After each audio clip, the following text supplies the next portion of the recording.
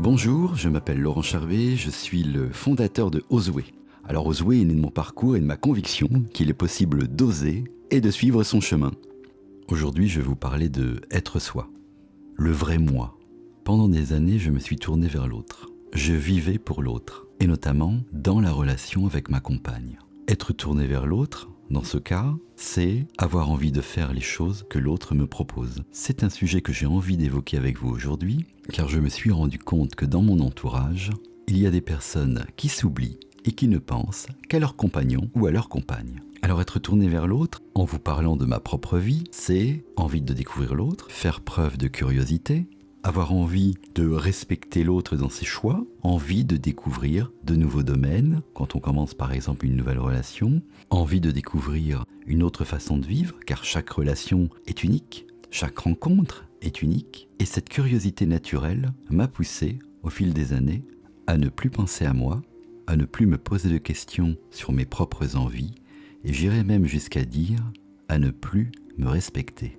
Et je me mettais à réfléchir à la place de ma compagne. C'est-à-dire au lieu d'exprimer mes propres besoins, je me mettais à la place de l'autre personne et je me disais non, là elle n'est pas encore prête à entendre mon besoin, à entendre ce que j'ai envie de lui dire de moi, à entendre ce dont je ne veux pas. Je me suis aperçu que j'utilisais mon intuition, mon ressenti, ma sensibilité, non pas pour parler de moi en profondeur, mais pour ressentir davantage le fonctionnement de l'autre personne. En faisant cela, déjà je me coupe de mes propres envies et en plus, j'anticipe une réaction qui n'est même pas conforme à ce que l'autre personne pense. Sauf qu'à partir du moment où je m'adapte à l'autre, même si on s'en rend pas compte, eh bien on n'est déjà plus dans la relation, on n'est plus authentique. Alors comment faire ? Ces derniers mois, j'ai réalisé un travail personnel pour en prendre conscience. Je vous partage quelques pistes de réflexion.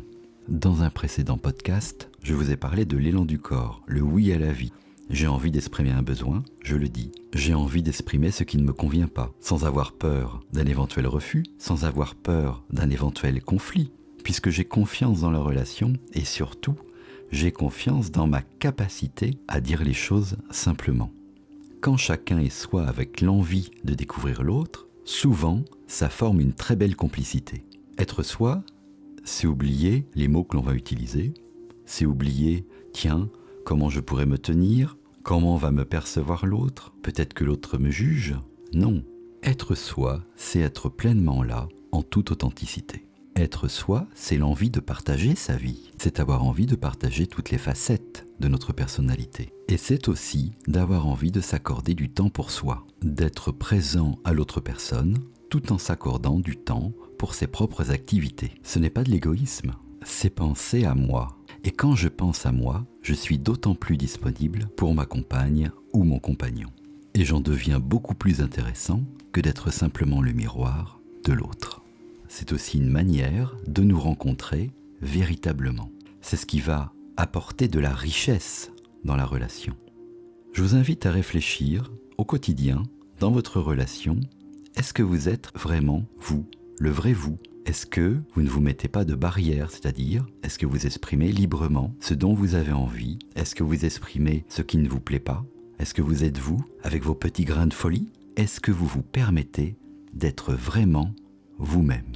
Comme dans les précédents podcasts, je vous invite à noter dans un carnet ou un cahier ce que vous avez ressenti au cours de la journée. Avez-vous été vraiment vous-même ? Avez-vous exprimé votre besoin ? Vous êtes-vous senti libre ? Vous êtes-vous senti à l'aise au sein de votre relation ? Alors je vous dis à bientôt et pensez à vous.